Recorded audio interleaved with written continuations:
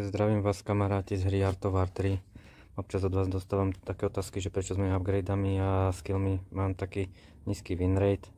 Aj tu na boj, keď vidíte, že som zničil raz toľko jednotiek ako môj super a teda obrovský rozdiel, hej, 140 ku 5 zničené budovy, hej, pritom je to hráč, ktorý teraz má 84% winrate, ale nezriedka má cez 90. Čiže ukážem tú bitku, ako to vyzeralo. Je to vodná mapa, kedy teda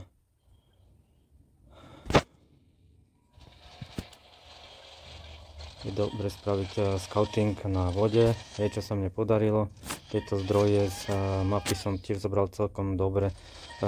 Vlastne rozdiel tam bol myslím len v jednom balíku, čo som ja zobral, a on zobral 3, čiže jeden chýbal na to, aby to bolo vyrovnané.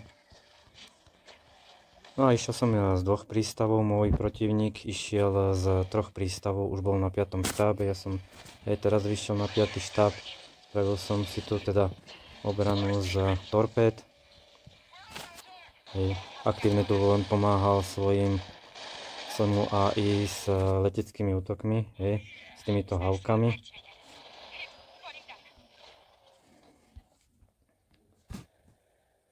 Vidíme, že mal viacej obsadených tých command pointov. No a vlastne hneď v tej 10. minúte som postavil nukleárne silo. Staval som ho na booste konštrukcie. Takisto vidíme, že aj môj protihráč ho staval na booste konštrukcie.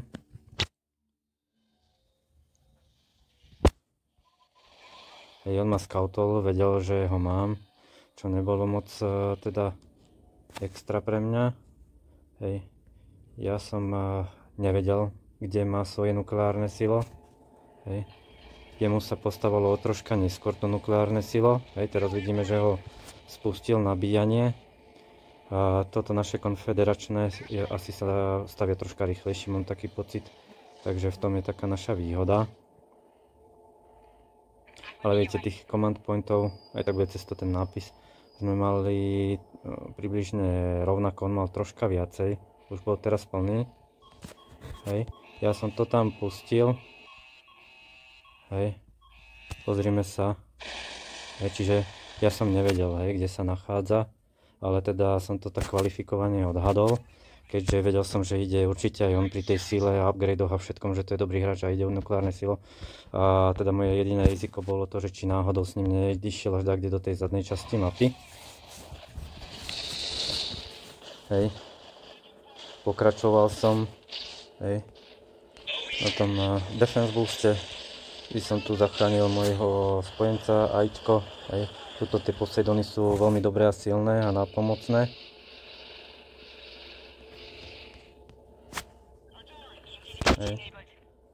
Takže toto som robil druhýkrát, ten scouting, neodhalil som tam nič nekalé. Ešte je ten hrdina troška slabý.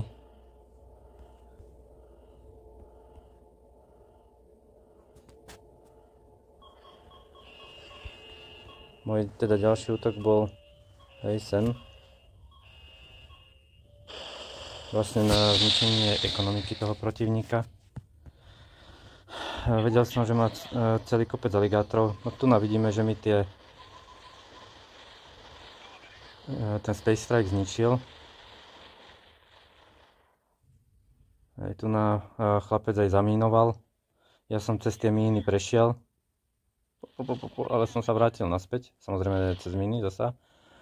Ale teda poslal som tam potom deltu, ktorá to odmínovala. On sa presunul do tej zadnej časti tej mapy, do tej krajnej troška. Čiže to som odmínoval, lebo nevedel som, aké rozsiahle je tamto mínové pole. No ale vidíme, že tými havkami tu aktívne pomáhal. Ja som zasa s tými námornými. No teraz som to prepustil, čiže tuto bol ten úder, prepačte.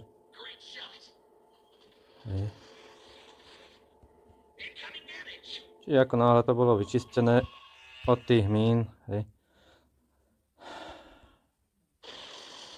toto sa už ani neoplatilo. tam bol na tom lepšie on, čo sa týkalo rozmeny zdrojov. Hej. Lebo keď ja spravím Space Strike za 2250 zdrojov a zničím mu veci za 500, tak jasné, že je to v mojej obrovskej nevýhode.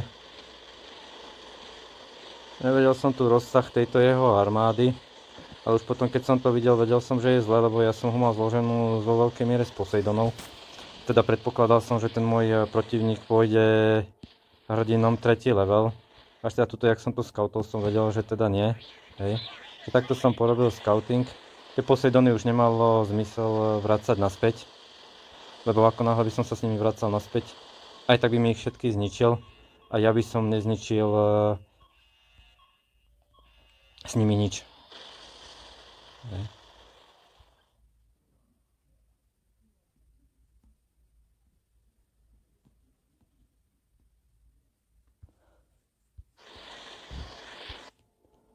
Čiže mal tu tie aligátory po krajoch na to, aby si kryl tú svoju vajíčku. Hej. Vidíme, že bola dosť silná, musel som ja tej svojej pomáhať, lebo by tam prerazil. Čiže zase som prepustil nejaký ten úder toho Space Strike tu na, kde bolo to nukleárne, teda tá továrená hrdinov.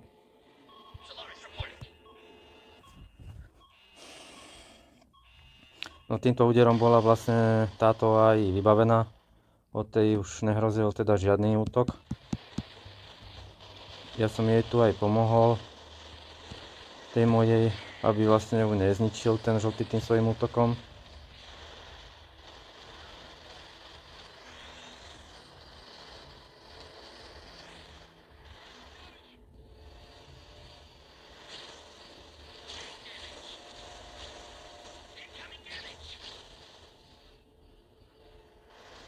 Pozrite sa, akého silného má toho hrdinu.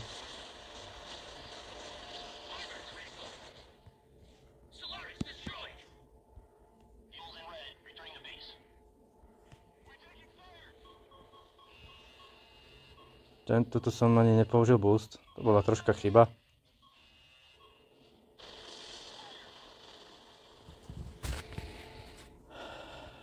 Ale vidíte, že aj základňu, aj ostatné veci mal veľmi silné.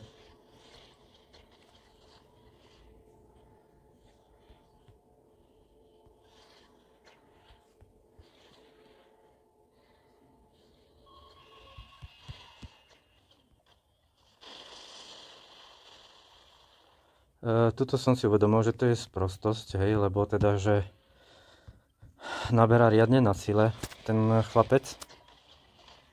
Tak som mu tu niečo zničil len mojimi leteckými jednotkami, ale absolútne ma neposlúchali. Tuto mi typek zničil.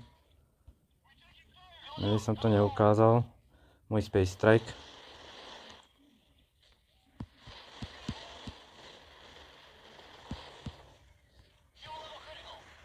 Že v tejto fáze to začalo troška vyzerať tak, že to môžem aj prehrať. Mal som tam také kontrakty s hammermi a tak som si začal kontrakty robiť.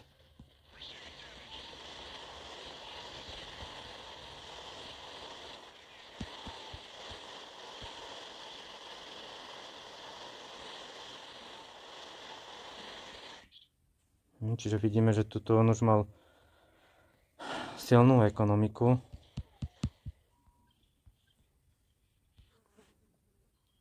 Lepšiu jak ja. Aj command pointy mal lepšie obsadené. Toto som neukázal, ako som si proti tým Albatrosom uchránil svoj Space Strike. Robím to len teda tak.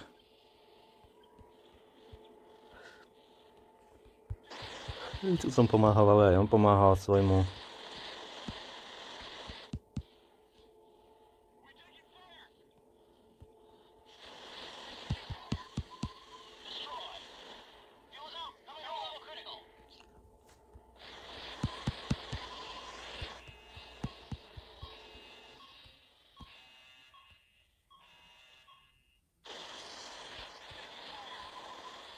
Čiže tuto mi to znova zničil. To som si povedal, že teda už to je hlúpy nápad stále s tým Space Strikeom. Vypačte. Lebo teda, čo sa týka zdrojov, prichádzam o viac zdrojov ako on.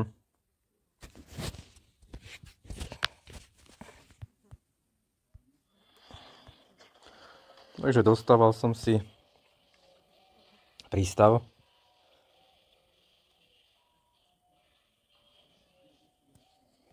Však ja som nemohol vedieť, či náhodou on, kde tým, že mal štáb na 5. leveli, že či náhodou nebude chcieť na mňa zaútočiť.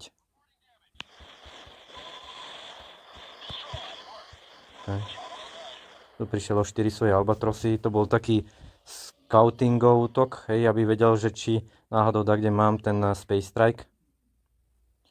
Tu vidíte, že som mal viacej obsadené tie moje command pointy, s tým, že väčšinu z nich som mal na mori.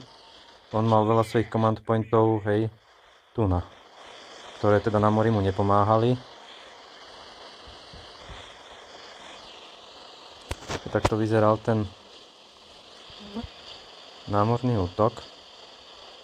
Moje vikingy ani Poseidony nie sú plné, takže niečo tomu chýbalo, maličko, aby to bolo úspešnejšie. Ale čo tam zauradovali aj tie vertexy.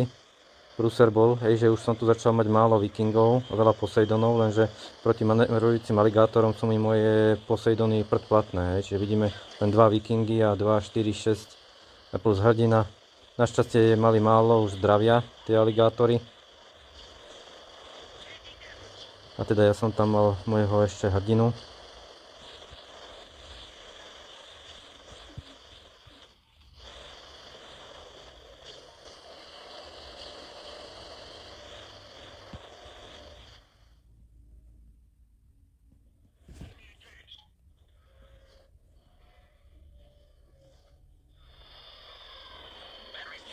Tu som musel sa obraňovať svojho spolubojovníka, umelú inteligenciu, ktorá to teda nezvládala na tomto kraji, preto som sa rozhodol, že ju zautočím z tejto strany, aby som vlastne ho zničil, aby bol od neho pokoj.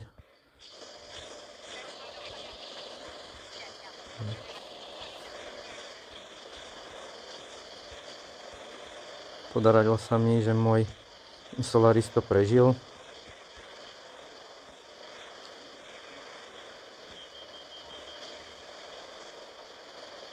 Toto už ale neprežil. Vidíme, ten mlok je veľmi užitočný hrdina. Aj toto som videl. Kedy teda sa rozhodol on pomôcť svojmu botovi. Ale teda jeho albatrosy to nerozchodili.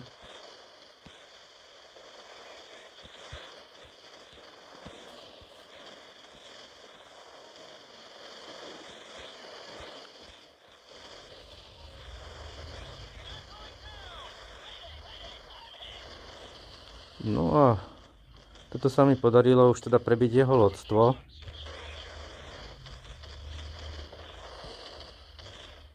Tá otázka je teda, čo sa stalo, keď som to teda prehral. Čo sa stalo? Že by to bolo nukleárne, 2 nukleárne údery na moju základňu.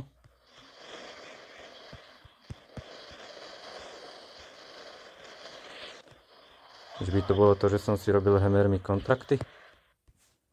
No hoši, čo to bolo?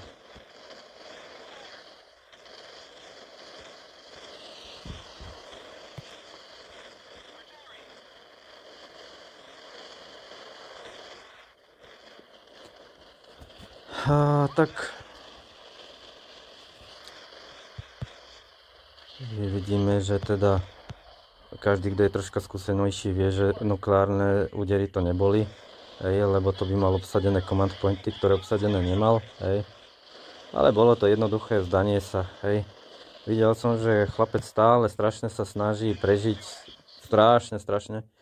A teda som myslel, že má očakávať také dobré umiestnenie v turnaji. Takže som ho nechal, mne vlastne o nič nejde, keď som videl, že naozaj ešte stále sa snaží, keď som tu prišiel a nezdáva to, tak hej. s hrdinom, ale stále sa snaží ešte hrať. Tak si hovorím, že ho teda nechám vyhrať. Čiže toľko toto video. Aspoň voľaká zábava na tú nedeľu. Takže takéto aj veci sa dejú. Sinátor mi vždy za to nadáva, že na čo robím takéto hlúposti, na čo sa vzdávam, na čo to nechávam tým protivníkom, ale teda občas treba spraviť aj radosť protivníkom, ukázať ako empatiu a podobné veci. Aj keď napríklad teda protivník sa mi za to ani nepoďakuje. To je 90% prípadov. Hej. Dobre, toľko toto. Majte sa, držte sa, bavte sa. Ahoj.